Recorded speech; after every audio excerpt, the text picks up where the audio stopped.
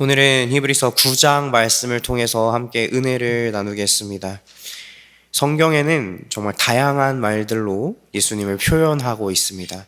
예를 들면 우리가 잘 알고 있는 것처럼 그리스도, 메시아라는 표현도 있고요. 주님, 왕, 하나님의 아들, 인자, 말씀이라는 단어들로 예수님을 표현하기도 합니다. 그런데 히브리서는 특별히 대제사장이라는 표현으로 예수님을 소개하고 있습니다. 히브리서는 우리와 하나님 사이를 중재하시는 위대한 대제사장이신 예수님에 대한 이야기로 가득 차 있습니다. 이 시간 우리의 대제사장 되시는 예수 그리스도를 더욱 사모하시는 시간 되기를 소망합니다. 오늘 본문 말씀 앞에 나오는 9장 1절부터 10절은 첫 언약에 속한 성소와 지성소 안에 있는 성물들에 대한 소개, 그리고 성소와 지성소에서 섬기는 제사장과 대제사장의 직무에 관한 설명을 담고 있습니다. 히브리서 기자가 이것들에 대하여 설명하고 있는 이유는 지금 유대인 그리스도인들이 첫 언약에 대하여 무지했기 때문에 그것들을 가르쳐 주고자 함이 아니었습니다. 그들은 유대인이었기 때문에 굳이 일일이 설명해 주지 않아도 그 누구보다 잘 알고 있었을 것입니다. 그렇다면 왜 이렇게 첫 언약에 속한 성소, 성물들, 대제사장의 직무에 대하여 구체적이고 세세하게 설명해 주고 있었을까요?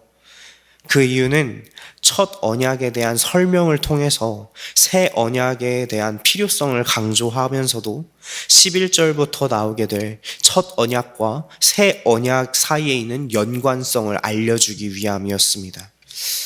히브리서 9장 9절과 10절에 나타난 것처럼 첫 언약의 예물과 제사는 그 제사를 드리는 자의 양심까지 온전하게 할 수 없었고, 먹고 마시는 것 여러 가지 정결 의식은 육체의 예법, 다시 말해 외적인 삶에 관한 규례였으며, 하나님께서 전체적인 구조를 새롭게 개혁하실 때까지 적용되는 것들이었습니다.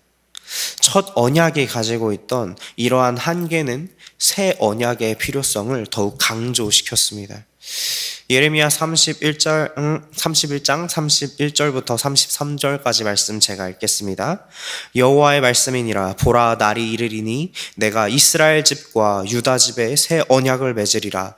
이 언약은 내가 그들의 조상들의 손을 잡고 애굽 땅에서 인도하여 내던 날에 맺은 것과 같지 아니할 것은, 내가 그들의 남편이 되었어도 그들이 내 언약을 깨뜨렸음이라. 여호와의 말씀이니라. 그러나 그날 후에 내가 이스라엘 집과 맺을 언약은 이러하니 곧 내가 나의 법들을 그들의 속에 두며 그들의 마음에 기록하여 나는 그들의 하나님이 되고 그들은 내 백성이 될 것이라. 여호와의 말씀이니라. 아멘. 하나님께서는 인간의 연약함으로 인해 깨어져 버린 이 첫 언약의 관계를 다시 세우시겠다고 말씀하십니다. 하나님께서는 그리스도를 통해 이 말씀을 성취하십니다. 그 성취에 대한 내용이 오늘 본문 말씀입니다. 히브리서 9장 11절부터 22절까지의 말씀은 새 언약의 중보자이신 예수 그리스도께서 하신 일이 무엇인지에 대하여 자세하게 설명하고 있습니다. 우리 함께 히브리서 9장 11절부터 12절 말씀 함께 읽겠습니다. 11절부터 12절입니다. 시작. 그리스도께서는 장래 좋은 일의 대제사장으로 오사 손으로 짓지 아니한 것 곧 이 창조에 속하지 아니한 더 크고 온전한 장막으로 말미암아 염소와 송아지의 피로 하지 아니하고 오직 자기의 피로 영원한 속죄를 이루사 단번에 성소에 들어가셨느니라. 아멘. 여기서 말씀하시는 장래의 좋은 일이란 계속해서 수없이 많은 양과 염소와 황소와 암송아지를 잡아 그 피를 뿌려 제사하는 번제로도 온전하게 해결할 수 없었던 죄사함의 문제를 예수님께서는 단번에 해결하셨다는 것을 말합니다. 예수님께서는 이 장래의 좋은 일을 위하여 보냄을 받으신 대제사장이십니다. 그분께서는 창조에 속하지 않은 더 크고 온전한 장막을 통해 단번에 성소로 들어가셨습니다. 아론의 반차를 따르는 대제사장들은 1년에 한 번 지성소에 들어갈 때에는 지성소로 들어갈 수 있었습니다. 이렇게 아론 반차의 대제사장들이 1년에 한 번 지성소에 들어갈 때에는 항상 염소와 송아지의 피를 들고 들어갔습니다. 송아지의 피는 대제사장 자신의 속죄를 위한 것이었고, 염소의 피는 백성들의 속죄를 위한 것이었습니다. 그 피의 효력은 일시적이고 불완전했기 때문에 매년 속죄일마다 희생제사를 드려야 했습니다. 그러나 그리스도께서는 새 언약의 대제사장으로서 십자가에서 자신을 들이심으로 온전한 속죄를 이루셨습니다. 여기서 단번에 성소에 들어가셨다라고 말씀하시는데, 이 단번에라는 말은 단 한 번을 의미하고 성소는 지성소를 가리키는 것으로 하나님의 보좌 우편을 말한다고 볼 수 있습니다. 예수 그리스도께서는 십자가에서 죽으심, 그 단 한 번의 죽으심과 부활하심으로 온전한 속죄를 이루시고 하늘에 오르사 하나님 보좌 우편에 들어가셨습니다. 우리는 우리의 모든 죄를 짊어지시고 온전한 속죄를 이루신 예수님을 더욱 바라보아야 하는 줄 믿습니다. 골로새서 3장 1절에 보시면 이런 말씀이 나옵니다. 그러므로 너희가 그리스도와 함께 다시 살리심을 받았으면 위의 것을 찾으라. 거기는 그리스도께서 하나님 우편에 앉아 계시느니라. 아멘. 우리는 온전한 속죄를 이루신 예수님과 함께 죽고 그 부활에 함께 참여하여 다시 살리심을 받은 성도들입니다. 그러므로 우리는 위의 것을 찾는 자들이 되어야 합니다. 하늘에 있는 은혜로운 생명의 젖줄을 통하여 생명력을 공급받는 자들이 되어야 한다는 것입니다. 또한 하나님의 나라와 그의 의가 하늘에서 이루어진 것 같이 이 땅에서도 이루어질 것을 날마다 간구하는 자들이 되어야 합니다. 이렇게 예수님께서는 자신을 들이심으로 온전한 속죄를 이루셨습니다. 어떻게 이런 일이 가능하게 된 것일까요? 우리 함께 히브리서 9장 13절부터 14절 말씀을 함께 읽겠습니다. 13절부터 14절까지 말씀입니다. 시작. 염소와 황소의 피와 및 암송아지의 죄를 부정한 자에게 뿌려 그 육체를 정결하게 하여 거룩하게 하거든 하물며 영원하신 성령으로 말미암아 흠없는 자기를 하나님께 드린 그리스도의 피가 어찌 너희 양심을 죽은 행실에서 깨끗하게 하고 살아계신 섬기게 하지 못하겠느냐. 아멘.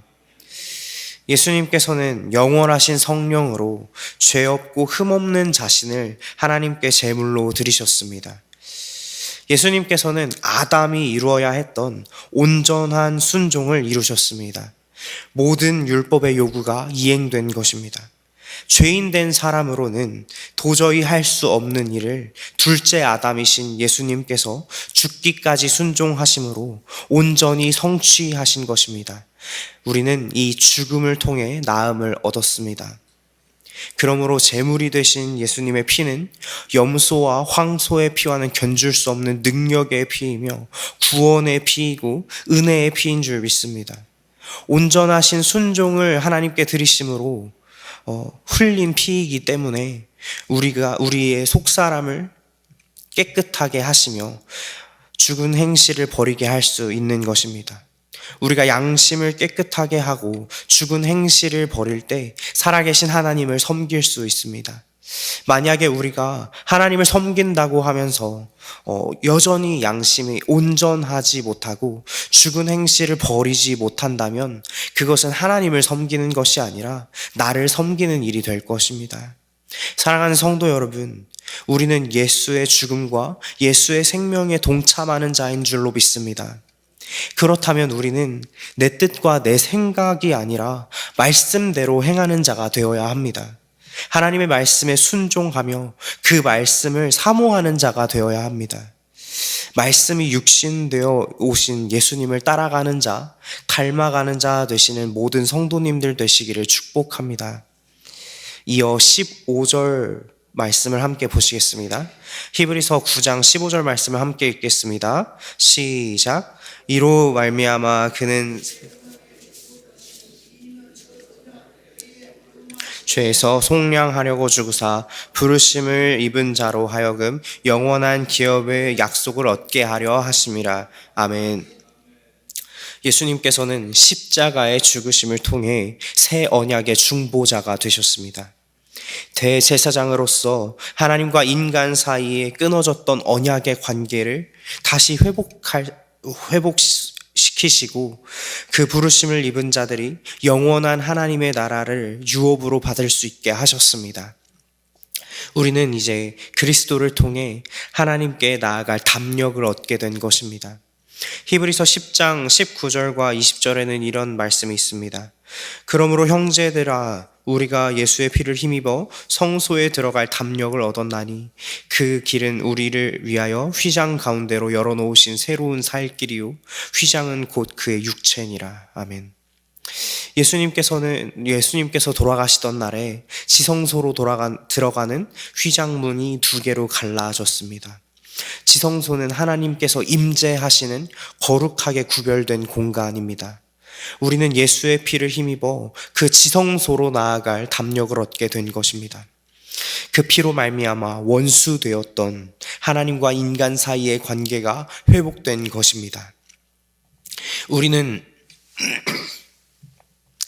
이제 하나님의 자녀로서 영원한 하나님의 나라의 기업을 이어받을 상속자가 되었습니다. 이러한 은혜를 우리가 잊어서는 안 될 줄로 믿습니다. 뒤이어 나오는 히브리서 9장 16절과 17절은 그리스도께서 새 언약의 중보자가 되시기 위하여 죽으셔야만 했다는 것을 유언이라는 법적인 표현을 통해 더욱 구체적으로 보여줍니다. 유언은 유언한 자가 죽어야 되나니 유언은 그 사람이 죽은 후에야 유효한즉 유언한 자가 살아있는 동안에는 효력이 없느니라 라고 말씀하십니다. 유언은 그 유언한 사람이 죽어야만 효력이 생기는 것처럼 첫 언약도 새 언약도 죽음이 전제되어야 한다는 것을 말하고 있습니다. 하나님께서 선악과를 먹은 아담과 하와에게 가죽옷을 지어 입히셨을 때에도 피가 흘렀고 모세가 시내산에서 처음 하나님께 언약을 받았을 때에도 피가 흘렀습니다. 첫 언약의 제사에서 희생제물의 피를 흘림으로 언약의 효력이 발생한 것처럼 새 언약에서도 그 언약의 중보자 되시는 예수 그리스도의 죽음을 통해 언약의 효력이 발생했습니다. 이렇게 첫 언약이든 새 언약이든 유언의 효력이 발생하려면 죽음이 필수적이라는 것입니다. 이렇게 첫 언약과 새 언약은 죽음으로 서로 연결되어 있다는 것을 알 수 있습니다. 첫 언약에 한계가 있다고 해서 그것이 폐기되고 무의미하게 버려지는 것이 아닙니다. 새 언약이 첫 언약을 계승하는 것입니다. 첫 언약이 그림자로서 그 형상을 비추었다면 새 언약은 그 실체로서 더욱 분명하게 드러나는 것입니다. 하나님께서는 말씀대로 일하시는 분입니다. 하나님께서는 그 하신 말씀에 대하여 신실하신 분입니다. 그 말씀에 대하는 우리가 신실하지 못할 뿐입니다. 그래서 하나님께서는 돌판에 새기셨던 첫 언약을 대신에 새 언약을 우리의 마음에 새기신 것입니다. 히브리서 기자는 오늘 본문 말씀 18절부터 22절까지의 말씀을 통해서 첫 언약과 새 언약 사이의 연관성을 더욱 강화시킵니다. 히브리서 기자는 모세가 새 언약 시내산에서 언약을 받고 송아지와 염소의 피를 가지고 두루마리와 온 백성과 장막 섬기는 일에 쓰이는 모든 그릇에 뿌리는 모습을 보여주고 있습니다. 첫 언약이든 새 언약이든 모두 피 흘림 없이는 그 속죄의 효력을 나타낼 수 없다는 것입니다. 레위기 17장 11절에는 이러한 말씀이 있습니다. 육체의 생명은 피에 있음이라. 내가 이 피를 너희에게 주어 제단에 뿌려 너희의 생명을 위하여 속죄하게 하였나니 생명이 피에 있으므로 피가 죄를 속하느니라. 아멘. 생명이 피에 있으므로 피가 죄를 속한다고 말씀하십니다. 사람은 아담과 하와의 범죄로 인하여 타락하였고 그 결과 죽을 수밖에 없는 처지에 놓이게 되었습니다. 죽을 수밖에 없는 죄인이 속죄함을 얻기 위해서는 생명이 있는 피 흘림이 필요했습니다. 첫 언약에서는 희생 제물의 피를 통해서 죄 사함을 얻었고 생명을 소유할 수 있었으며, 새 언약에서는 그리스도의 피를 통하여 온전한 사함과 생명을 얻게 되었습니다. 따라서 피 흘림은 죄 사함을 얻기 위한 절대적인 조건이라는 것입니다. 이곳에 모이신 저와 여러분들은 모두 그리스도의 보혈로 인해 죄에서 자유함을 얻으신 분들이신 줄로 믿습니다. 우리는 주님을 통해 언약 안에 있는 자들이 되었습니다. 그러므로 하나님께서 우리의 마음에 새기신 그 법을 잘 지키며 살아가시는 우리가 되기를 소망합니다. 또한 날마다 주님의 보혈을 의지하여 죄에서 멀리 하시는 저와 여러분들 되시기를 간절히 소망합니다. 주님의 피가 헛되지 않도록 애써 기도하며 주님께 나아가시는 모든 성도님들 되시기를 바랍니다. 네, 말씀을 마무리하겠습니다. 오늘은 히브리서 9장의 말씀을 살펴보았는데요. 예수님께서는 대제사장으로서 온전하고 흠없는 자기 자신을 드리셨습니다. 반복적으로 드려야 했던 첫 언약의 제사를 예수님께서 자신을 드리심으로 단번에 완성하셨으며, 영원하신 성령으로 말미암아 드려진 이 제사는 영원하고 온전한 효력을 얻었습니다. 주님께서는 죽기까지 하나님의 말씀에 순종하심으로 아담이 마땅히 하나님께 드려야 했던 순종을 드리셨고, 그 순종으로 영원한 속죄를 이루신 것입니다. 그 죽으심으로 새 언약의 중보자가 되신 주님께서 깨져버렸던 하나님과 우리 사이의 언약 관계를 회복하셔서 우리가 영원한 하나님의 나라를 유업으로 받을 수 있게 되었습니다. 이러한 주님의 은혜를 잊지 않고 더욱 주님의 말씀에 순종함으로 거룩하고 정결한 하나님의 나라, 그 백성된 삶을 잘 살아가시는 저와 여러분들이 되시기를 축복합니다. 함께 기도하시겠습니다. 이 시간 함께 기도하실 때에 우리의 영원한 대제사장 되시고는 예수 그리스도를 기억하시면서 오늘 정말 우리 깨어져 버렸던 하나님과 우리 사이에 그 언약의 관계를 회복시키시고 붙잡아 주신 그 은혜를 기억하시면서 오늘 함께 들었던 말씀과 오늘 각자 가지고 나오신 기도의 제목을 놓고 함께 주님의 이름 여러 번 부르시고 기도하시겠습니다. 주여, 주여.